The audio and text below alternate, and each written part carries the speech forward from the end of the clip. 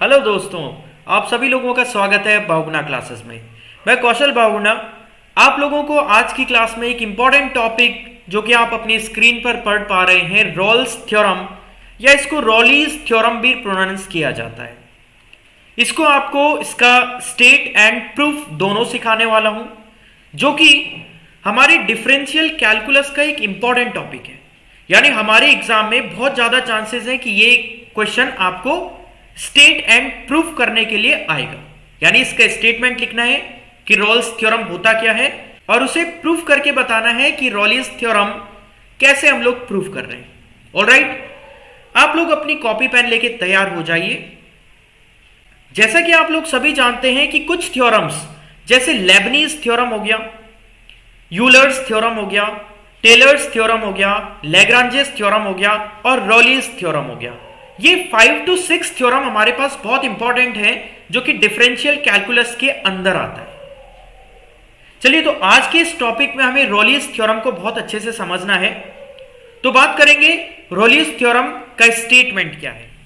Late f be a real valued function defined in the closed interval a to b such that, अगर हमारे पास एक real value function है, मान लेते हैं एफ एक्स हमारे पास एक फंक्शन है जो कि एक रियल वैल्यूड फंक्शन है। ये रियल वैल्यूड फंक्शन क्या होता है? एक ऐसा फंक्शन जो हमें एक रियल वैल्यू प्रोवाइड करता है, वो रियल वैल्यूड फंक्शन है। ठीक, अगर वो एक close interval a to b के रिस्पेक्ट में हम उस फंक्शन को देख रहे हैं तो वो 3 प्रॉपर्टीज होल्ड करता होना चाहिए। पहली प्रॉपर्टी है f is continuous on a to b। हम इसको अच्छे से समझेंगे कि कंटिन्यूअस फंक्शन हम किसे कहते हैं। Then f is differentiable on open interval a to b। तीसरा पॉइंट है f a equal to f b होना चाहिए। यानी कि ये 3 मस्ट कंडीशंस हैं कि रॉलीज थ्योरम को हम प्रूफ करेंगे।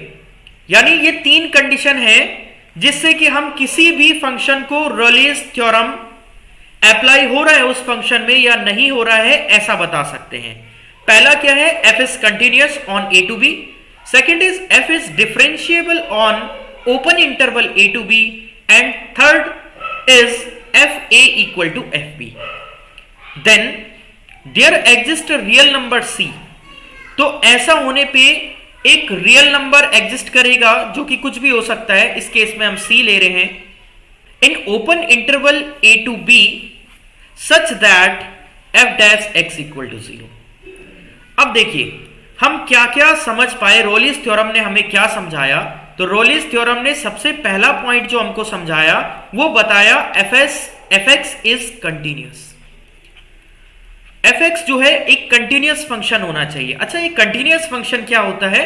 और हमें बताया गया a to b, यानी कि इस इंटरवल में वो कंटिन्यूअस होना चाहिए। बच्चों, क्लास 12th में और 11th में, क्लास 12th में हमारे पास एक टॉपिक होया करता था कंटिन्यूटी एंड डिफरेंशिएबिलिटी। कंटिन्यूटी में हम लोग किसी फंक्शन को कंटिन्यूअस करना सीखते थे। आप लोगों को सिंपल शब्दों में, तो अगर हम किसी एक ग्राफ की बात करें, मान लेते हैं मेरे पास कोई भी एक ग्राफ है, कोई भी एक कर्व है और वो मैं इस तरह से बनाता हूं लाइक दिस। ये मेरा a पॉइंट है और ये मेरा b पॉइंट है जहां पे हम उस इंटरवल को देख रहे हैं।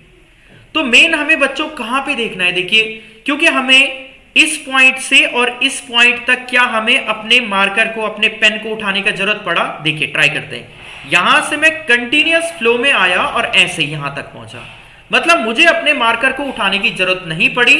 अगर ऐसा कोई ग्राफ बनता है तो हम उसे कंटिन्यूअस ग्राफ कहते हैं। बिल्कुल आसानी से आप लोग समझ पाए होंगे इसे कि कंटिन्यूअस ग्राफ क्या होता है। ठीक, तो रॉलीज थ्योरम की पहली कंडीशन क्या है कि जो भी फंक्शन हमें बताना है कि इसमें रॉलीज थ्योरम अप्लाई होगा या नहीं होगा, it must be a continuous function. चलिए बात करते हैं दूसरे पॉइंट की। तो सेकंड पॉइंट हम लोगों के पास है कि it must be differentiable function.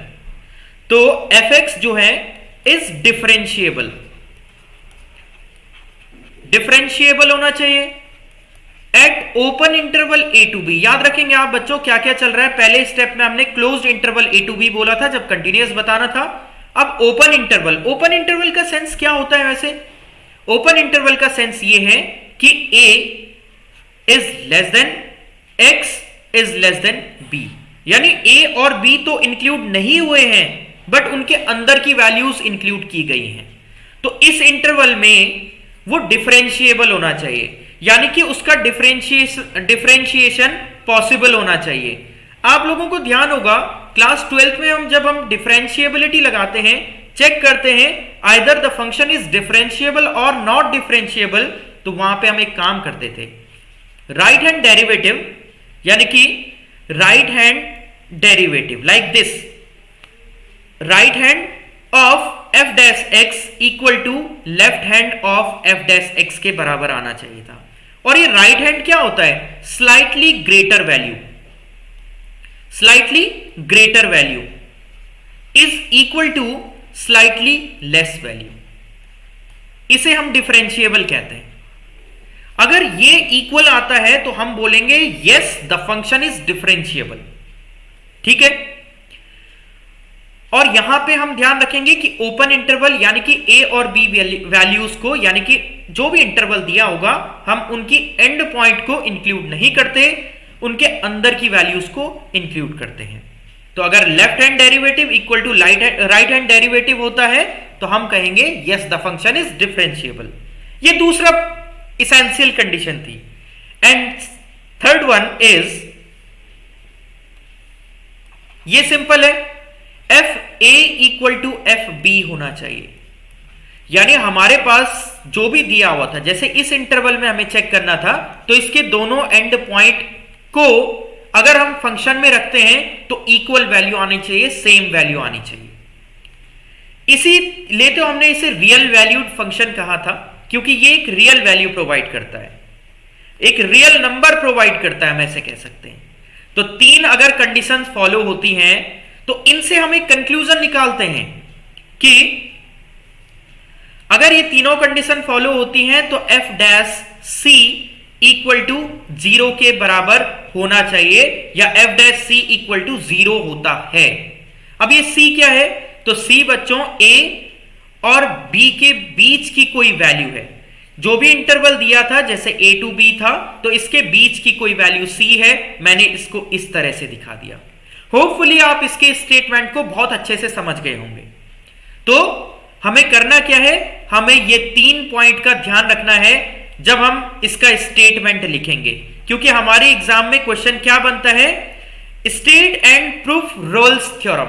या आपके पास HNB-GU की बात करूं, हेमवती नंदन गढ़वाल विश्वविद्यालय की बात करूं, तो ये 5 नंबर का आपके पास क्वेश्चन आने के बिल्कुल अच्छे से अच्छे चांस है।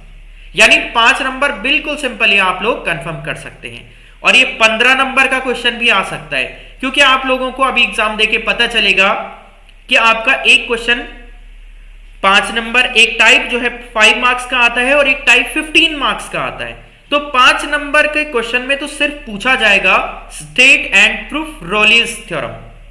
और अगर ये क्वेश्चन 15 नंबर का आता है तो पूछा जाएगा state and proof Rolle's theorem, और आगे से एक fx एक फंक्शन दिया जाएगा और बोला जाएगा कि इस फंक्शन को प्रूफ करो, अप्लाई करो इसमें रोलिस थ्योरम। समझ गए आप? 2 पार्ट बना दिए क्वेश्चन के। तो इस तरह से हमारे पास क्वेश्चन 15 मार्क्स का भी आ सकता है और प्रीवियस ईयर में पूछे जा चुके हैं। तो फर्स्ट सेम के स्टूडेंट बिल्कुल ध्यान दें, आपके लिए बहुत इंपॉर्टेंट होने वाला है। ज्यादा से ज्यादा अपने दोस्तों को शेयर कीजिए ताकि आपके सभी दोस्त एक अच्छा स्कोर, एक हैंडसम स्कोर गेन कर पाए। क्लियर? तो चलिए अब समझते हैं हमें प्रूफ कैसे करना है इस थ्योरम को। अब जब हम इसके प्रूफ पे आते हैं तो हमारे पास 2 केसेस बनते हैं। सबसे पहला केस है, या तो हमारा फंक्शन एक कांस्टेंट फंक्शन हो। अब कांस्टेंट तो हम जानते हैं कि एक फिक्स वैल्यू, जैसे कि हो गया 5, तो fx इक्वल टू 5 ये एक कांस्टेंट फंक्शन है। ठीक है, मैं लिख देता हूं, it is a constant function. अब कांस्टेंट फंक्शन में अगर हम ये 3 चीजें चेक करें तो क्या होगा? देखिए, सबसे पहले आप एक बात बताइए कि fx इक्वल टू 5 अगर एक कोई फंक्शन है तो मैं इसको ग्राफ में कैसे ड्रॉ करूंगा? क्योंकि fx इक्वल टू कंटिन्यूअस तो हमें बताना है, हम पहले पॉइंट को चेक करेंगे कि ये कंटिन्यूअस है। तो देखें, समझें, हालांकि ये आपको करना नहीं है, आपको सीधा लिखना है yes the function is continuous. हम पहला पॉइंट क्या चेक करते हैं कि क्या ये फंक्शन कंटिन्यूअस है, तो हम सीधा लिखेंगे fx equal to 5 is a continuous function. अगर हम एग्जाम में करें तो हमें बिल्कुल भी कुछ नहीं दिखाना, सीधा लिखेंगे yes every constant function is a continuous function. ये बात लिख देना, बिकॉज एवरी कांस्टेंट फंक्शन, ये आप नोट करते चले बच्चों अपनी कॉपी में, function is a constant function, sorry continuous function. Every constant function is a continuous function. All right, चलिए अब आपको मैं हल्का सा समझा दूं कि ये कंटिन्यूअस हुआ क्यों। ठीक है, तो मैं नेक्स्ट पेज पे आपको लेके चल रहा हूं। देखिए समझिए, मेरे पास इस तरह से ये कार्टेशियन प्लेन है, ये बात सब जानते हैं। अगर मेरे पास fx इक्वल टू 5 एक फंक्शन है और मुझे इसको ग्राफ में ड्रॉ करना है, इस कर्व को बेसिकली ग्राफ में ड्रॉ करना है, तो मैं 1 2 3 4 5 मान लेते हैं, x इक्वल टू 5 है या जो भी है, y इक्वल टू 5 है, y मान लेते हैं इसे। 1 2 3 4 5 देख रहा हूं, तो मैं y इक्वल टू 5 पे एक लाइन बना देता हूं, एक सीधी लाइन बना देता हूं। अब बताइए, क्या मुझे किसी भी पॉइंट पे अपने पेन को उठाने का जरूरत पड़ा? नहीं पड़ा, मैंने सीधा एक लाइन ड्रॉ की और कहीं पे भी नहीं रुका। इसलिए ये फंक्शन एक कंटिन्यूअस फंक्शन होता है। हम कह सकते हैं every constant function is a continuous function. Hopefully आप इस बात को समझ गए होंगे। चलिए पहला पॉइंट हुआ क्लियर, ये वाला। दूसरे पॉइंट पे बढ़ते हैं और इसको हमें डिफरेंशिएबल बताना है। तो आप लोग सीधा एग्जाम में लिखें यस fx इज डिफरेंशिएबल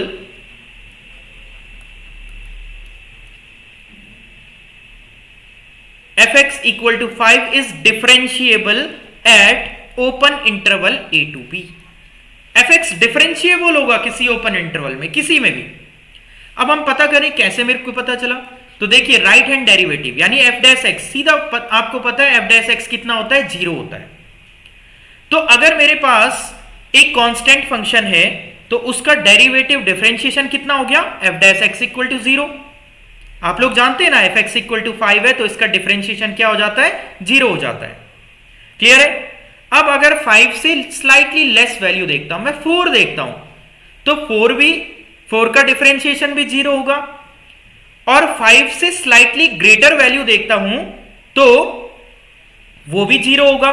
यानी कांस्टेंट फंक्शन के स्लाइटली लेस देखो या स्लाइटली मोर देखो तो वो हमेशा कांस्टेंट ही रहेंगे और कांस्टेंट फंक्शन का डिफरेंशिएशन हमेशा 0 के बराबर होता है। तो हम चाहें तो इस बात को लिख लें, ये equal to left hand derivative equal to 0। आप लोग चाहें तो इसके बाद इस स्टेप को लिख सकते हैं अपने ये दिखाने के लिए कि हाँ हमको बहुत अच्छे से आता है ये थ्योरम। होपफुली सेकंड पॉइंट भी अच्छे से समझ आ गया है। क्लियर? तो हम बढ़ते हैं थर्ड पॉइंट पे। हमारा फंक्शन fx इक्वल टू 5 है, ये मैं तीसरा पॉइंट अपना प्रूव कर रहा हूं। थर्ड पॉइंट मैं रोमन में लेके चल रहा हूं, तो यहां पे चेंज नहीं करूंगा, इस तरह से ही रोमन में ही करूंगा। यहां पे fa रखेंगे, ये 5 ही रहेगा क्योंकि हमारे पास राइट साइड x नहीं है, इसलिए मैं a की वैल्यू नहीं रख सकता। और fb भी मुझे 5 ही मिलने वाला है। तो यहां से किस कंक्लूजन पे पहुंचे हम लोग, fa इक्वल टू fb पे पहुंचे। ये हमारा थर्ड और इसेंशियल पॉइंट था कि ये तीनों कंडीशन प्रूफ होनी चाहिए थी। अगर ये तीनों कंडीशन प्रूफ हो गई तो मैं एक बात सीधा सीधा कह सकता हूं कि yes we can apply Rolle's theorem in every constant function. Clear हो गई बात? तो देखिए इसके बाद एक पॉइंट और लिख लेंगे हम लोग। So for every constant function we can apply Rayleigh's theorem। ये बात समझ गए होंगे आप लोग। तो हर एक कांस्टेंट फंक्शन के लिए हम लोग रॉलीज थ्योरम को अप्लाई कर सकते हैं। समझ गए आप अच्छे से? क्या था मेरा पहला पॉइंट था कि अगर हम किसी कांस्टेंट फंक्शन के थ्रू चलें तो हमने तीन चीजों को प्रूफ किया और बता दिया। अब अगर हमारे पास कोई कांस्टेंट फंक्शन ना हो तो क्या करेंगे? तो भी हमें ऐसा ही करना है बच्चों। देखिए समझिए, अगर हमारे पास कोई कांस्टेंट फंक्शन नहीं है, सेकंड केस में fx is equal to not a constant function, not a constant function, तो हम क्या करेंगे? तो भी हमारे पास ये तीन कंडीशंस फॉलो होनी चाहिए, बट इसको थोड़ा डिफरेंट वे में हमें दिखाना पड़ेगा, क्योंकि वहां पे तो सिंपल मैंने कोई सा भी एक एग्जांपल ले लिया था, 5 ले लिया, a ले लिया, b ले लिया, c ले लिया, d ले लिया, कुछ भी। लेकिन अब हम कोई एक पर्टिकुलर फंक्शन नहीं ले सकते, तो हमें कैसे काम करना है सीखते हैं।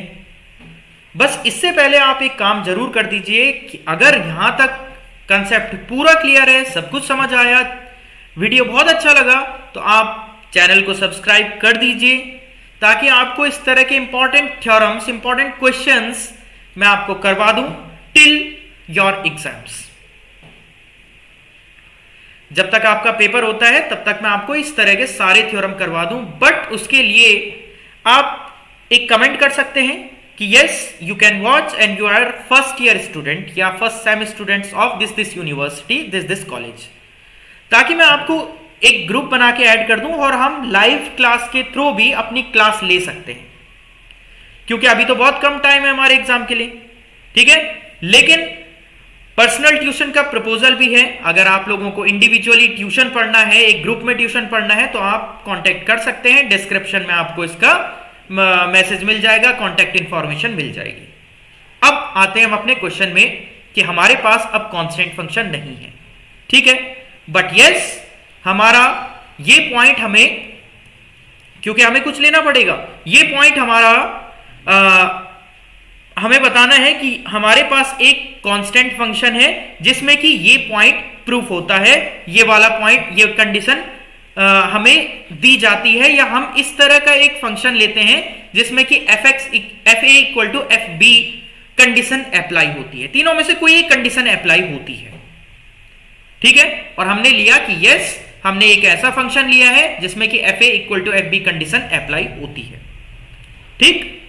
अब छोटी सी बात को समझिए, अगर हमारे पास एक ग्राफ है, मान लेते हैं हमारे पास ये ग्राफ है एक ऐसा, यहां पे a है, यहां पे b है, ठीक है, तो यहां से या तो ग्राफ ऊपर को जाएगा,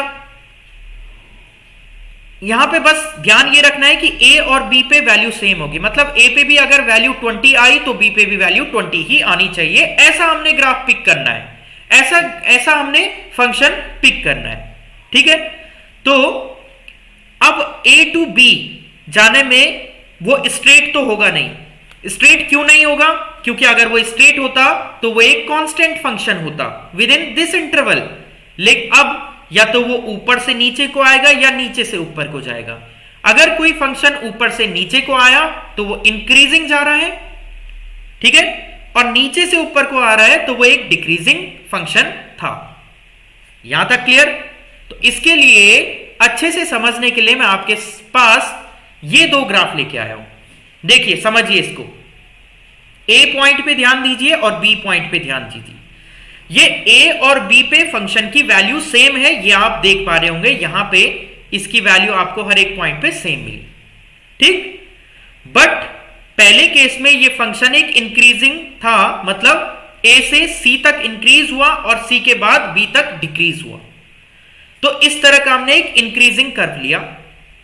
और दूसरे केस में हमने डिक्रीजिंग कर्व लिया, दोनों के लिए कंडीशन सेम बनती है, हम किसी एक को फॉलो करेंगे। तो हम किसी एक को फॉलो, मैं प्लस इसको फॉलो कर लेता हूं, इस वाले को। आप सिर्फ ध्यान इसमें लगाइएगा, बाकी के बारे में ना सोचें, बिल्कुल ना सोचें, ठीक है। अब देखिए बच्चों, हमने कहा था मान लेते हैं इसके बीच में कोई सी पॉइंट आता है। पहले तो ये समझिए, आपको समझ आ रहा होगा ये एक कंटिन्यूअस ग्राफ बन रहा है, क्योंकि ये हमें पेन उठाने का जरूरत नहीं पड़ा, तो हम सीधा लिख देंगे yes the function is continuous. Clear? तो हमने यहां पे पहला पॉइंट तो सीधा लिख दिया कि fx is continuous. At close interval a to b. पहला पॉइंट तो सिंपल, इस ग्राफ के बाद हम इसको लिख लेंगे। तो जब ग्राफ बन गया ना तो सबकी समझ आ गया कि हाँ ये कंटिन्यूअस है, बिल्कुल समझ आ रहा है। दूसरा पॉइंट, ये डिफरेंशिएबल है। ये बात बच्चों हमें दिखानी पड़ेगी कि ये फंक्शन एक डिफरेंशिएबल फंक्शन है। कैसे दिखाएंगे तो समझते हैं। देखिए इसके लिए आपको ग्राफ को समझना पड़ेगा। आप देखिए सी पॉइंट पे ग्राफ को देखें तो ये इसका सी पॉइंट है, ये वाली लाइन आपको दिख रही है, ये वाली, तो ये सी वाली इसकी सी वाला पॉइंट है जो कि एक मैक्सिमम टॉप पॉइंट पे गया, ये इसकी मैक्सिमम वैल्यू। ठीक है, अगर आप लोग ये देख रहे होंगे सी प्लस एच पे, ये बेसिकली एफ सी मैं फंक्शन मान रहा हूं, ये एफ सी प्लस एच है और ये एफ सी माइनस एच है। सी माइनस एच का मतलब हो गया स्लाइटली लेस वैल्यू, सी से स्लाइटली लेस वैल्यू, और सी प्लस एच का मतलब हो गया सी से स्लाइटली ग्रेटर वैल्यू, थोड़ा सा ज्यादा वैल्यू और थोड़ा सा कम वैल्यू। क्लियर है? तो एक छोटी सी बात लिख रहा हूं, क्या आप इस बात को समझते हैं? देखिए एफ सी प्लस एच जो होगा माइनस एफ सी, अगर मैं कर दूं, इन दोनों को माइनस कर दूं, किसको? इसको और इसको माइनस कर दूं, तो मुझे पॉजिटिव आंसर मिलेगा या नेगेटिव आंसर मिलेगा? देखो मैं छोटी वैल्यू से, ये एक छोटी वैल्यू है, एक बड़ी वैल्यू माइनस कर रहा हूं तो मुझे एक नेगेटिव आंसर मिलने वाला है। क्या ये बात को समझ आ गई आपके? मान लेते हैं ये वैल्यू 10 है और ये वैल्यू 8 है, तो 8 माइनस 10, क्योंकि मैं इसमें से ये माइनस कर रहा हूं, तो 8 माइनस 10 ऑब्वियसली -2 है, नेगेटिव आंसर मिल रहा है। तो हम यहां से एक कंक्लूजन निकाल पाए। क्या कंक्लूजन है? कि f C plus H minus F c is less than 0, 0 से कम होगा। बच्चों मैं ये दूसरा पॉइंट डिफरेंशिएबल वाला प्रूफ कर रहा हूं, ध्यान रखना। पहला बात आपको समझ आ गया। चलिए वापस मैं ग्राफ पे गया, इसको हटा देता हूं यहां से, दोबारा सेम ग्राफ पे आया और अब आप देखेंगे इसको, एफ सी प्लस एच में से अगर एफ सी को माइनस करूंगा तो क्या होगा? देखो फिर से वही बात तो आई कि एक छोटी वैल्यू से एक बड़ी वैल्यू माइनस कर रहा हूं। मैंने क्या कहा? मैं क्या करूंगा? एफ सी माइनस एच में से एफ सी को माइनस करूंगा। एक छोटी वैल्यू में से एक बड़ी वैल्यू को माइनस कर रहा हूं, हमेशा नेगेटिव आंसर आएगा। तो मैं लिख सकता हूं यहां पे कि दूसरे केस में हमने क्या किया? F C minus H minus F c is again less than 0, equation 1 equation 2। ये बात तो सिंपल थी, समझ आ गई होगी। अब आपको पता है मैं इसको क्यों फाइंड कर रहा हूं? इसलिए फाइंड कर रहा हूं क्योंकि हमने एक बात क्लास 11th या 12th में भी पढ़ा होता है, फर्स्ट ऑर्डर डेरिवेटिव हम किसे कहते हैं? कि मान लेते हैं एफ एक्स एक फंक्शन है हमारे पास, ये थोड़ा सा अलग सा बता रहा हूं, इसको हटा दूंगा मैं बाद में। तो एफ डैश एक्स हम कहते हैं F x plus H slightly greater value minus F H divided by H को, इसे कहते हैं। या फिर एफ डैश एक्स हम इसे भी कह सकते हैं F x minus H minus F H upon minus H, sorry यहां पे x होना है दोनों जगह पे, x और यहां पे भी x, बस ये। तो इसे हम फर्स्ट ऑर्डर डेरिवेटिव कहते थे, इसे हम f डैश x कहते थे। ये आप देख रहे हैं, ये मैं निकाल चुका हूं। देखिए ऊपर देखिए, पहली और दूसरी इक्वेशन को देखिए तो ये निकाल चुका हूं मैं, ठीक है। क्योंकि ग्रेटर प्लस वैल्यू को मैं राइट हैंड डेरिवेटिव कहता हूं और नेगेटिव स्लाइटली लेस वैल्यू को लेफ्ट हैंड डेरिवेटिव कहता हूं। अगर हम right hand derivative equal to left hand derivative proof कर देंगे तो यस हम कह सकते हैं हाँ फंक्शन डिफरेंशिएबल है। तो यही मैं करना चाह रहा हूं, इसीलिए मैंने ये इक्वेशन 1 और 2 निकाल के अलग कर दिए। ठीक है, समझ गए आप इस बात को? तो मैं ये हटा देता हूं, जो मैंने अभी ये सारा कुछ लिखा इसको हटा देते हैं, सिर्फ अपनी इक्वेशन 1 और 2 पे ध्यान रखते हैं। आप लोग बच्चों वीडियो को जब तक ना समझे तब तक आप लोगों के पास ये अवेलेबल है, तब तक इसको देखते रहें और समझते रहें। क्लियर? ओके। अब एफ सी plus H minus F C मैं दोनों तरफ क्या कर रहा हूं? एच से डिवाइड कर रहा हूं, एच से डिवाइड कर रहा हूं, क्योंकि एग्जैक्टली डिफरेंशिएबल वो फॉर्म थी ना एफ डैश एक्स की, वो तभी बनेगी जब नीचे एच होगा। तो देखो जीरो के नीचे एच आया तो कोई फर्क नहीं पड़ा, इसको तो हम आराम से ऐसे ही पढ़ सकते हैं, लेस देन जीरो, कोई दिक्कत नहीं है। और दूसरी इक्वेशन के नीचे हमें माइनस एच लगाना है, क्योंकि हमने पढ़ा था ये स्लाइटली लेस वैल्यू है। हम क्या लिखेंगे इसे, एफ सी minus H minus F C upon minus H, और यहां भी बच्चों माइनस एच लगाएंगे। लेकिन जब भी आप इनइक्वालिटी में कोई माइनस साइन अपनी मर्जी से लगाते हैं तो इनइक्वालिटी का साइन चेंज हो जाता है, इसको चेंज होके ग्रेटर होना पड़ेगा। ये इनइक्वालिटी का कंसेप्ट है। आईसीएससी के बच्चे इनइक्वालिटी का कंसेप्ट बहुत अच्छे से जानते हैं, क्योंकि उनके पास क्लास 10th में इनइक्वालिटी होता है। हाँ, आप लोग भी जानते हैं क्योंकि आपके पास क्लास 11th में होता था। तो इनइक्वालिटी में ध्यान रखेंगे, इनइक्वालिटी का मतलब greater than less than sign जहां पे आता है। अगर हम माइनस कोई अपनी मर्जी से पुट कर रहे हैं तो उस साइन को ऑपोजिट होना पड़ेगा, यानी कि लेस देन था तो ग्रेटर होना पड़ेगा। अब हमारे पास ये दो इक्वेशन है, क्लियरली ये समझ आ रहा है कि ये एफ डैश एक्स है और ये भी एफ डैश एक्स है, बट ये राइट हैंड डेरिवेटिव है और ये लेफ्ट हैंड डेरिवेटिव है। क्या ये दोनों बराबर हैं? आप ही बताइए मुझे, क्या दोनों बराबर हैं? तो देखिए, राइट हैंड डेरिवेटिव बता रहे हैं हमें कि कोई नेगेटिव वैल्यू आ रही है, लेस देन जीरो है, और लेफ्ट हैंड डेरिवेटिव बता रहे हैं हमें कि कोई ग्रेटर वैल्यू है। इट इज नॉट इक्वल, ये बराबर नहीं है, ये बराबर नहीं है। Right hand derivative equal to is not equal to left hand derivative. तो यहां से हमारे पास क्या समझ आया हमको कि F dash X right hand derivative या लेफ्ट हैंड डेरिवेटिव बराबर नहीं है। So F X is not differentiable, is not differentiable, ये डिफरेंशिएबल नहीं होगा। लेकिन हमने तो पढ़ा था कि हमें तो डिफरेंशिएबल करना है, तो लिखेंगे but the contradiction of hypothesis। मतलब क्या हुआ इस बात का? इसका बात का मतलब सिर्फ ये है कि भाई हमने तो पढ़ा था कि right hand derivative left hand derivative के बराबर होना चाहिए, बट इस केस में हमारे पास ये नॉट इक्वल टू आ रहा है।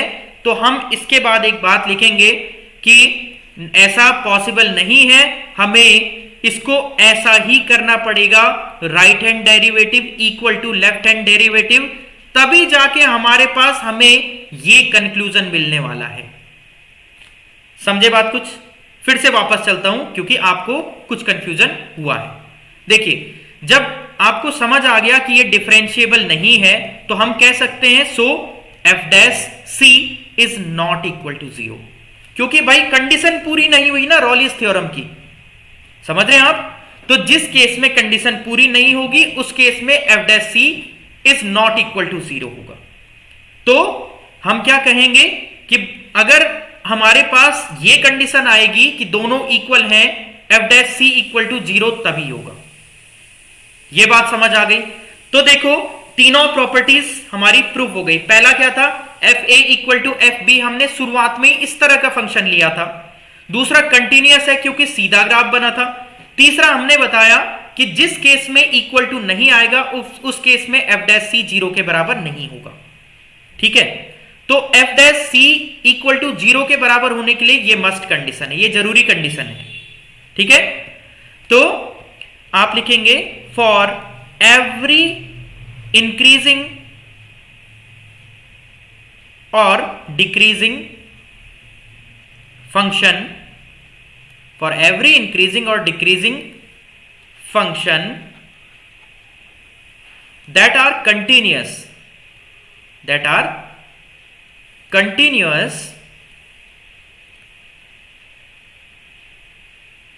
right hand derivative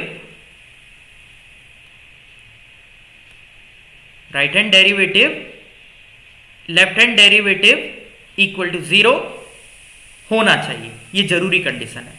ठीक है, तो यहां तक हमें प्रूव करके रख देना है। तो होपफुली आपको यहां तक समझ आ गया होगा।